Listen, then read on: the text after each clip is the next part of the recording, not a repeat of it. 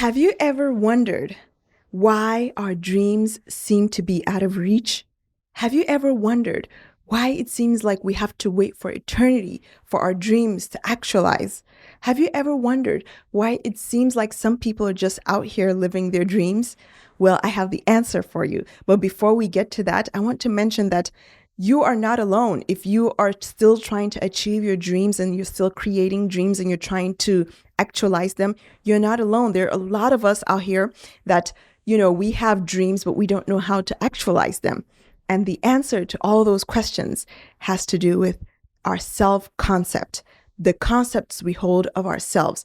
Our self-concept is the image we believe is possible for us, is the image we believe we can achieve for ourselves. And that is the distance between where we are now and the image we hold in our minds of what we can achieve. That's what a self-concept is. And that distance can be covered in so many ways. Here, I'll just give you one way, at least a way that I know how, and the way that I have been researching and I found out works. It's by one. We've been doing this for a couple of weeks now, is by one, stating our goals, right? Our goals define what we want to achieve in life. If, for example, your goal is to go to college, guess what? You've defined that goal. And now your self-concept begins to work, begins to tell you what is possible. If you can achieve that goal, what is possible for you? And then second, you have to be able to actually be competent. You have to be able to figure out what it is that you have to acquire to achieve that goal that you've stated in number one, which is number two. You're defining what is required for you to achieve your goal. And if your goal in this example is to go to college, you have to take the SAT test. You have to fill out an admission form. And all of those things are defined by the goal that you stated for yourself. And the way that your self-concept comes into play is if you truly believe that that is possible for you. If you don't believe that's possible for you, you begin to have doubts in yourself by your perception of what you can achieve. So by defining and being competent in everything, you have to pass the SAT test, you have to fill out the admission form and actually get into the college, all of these things.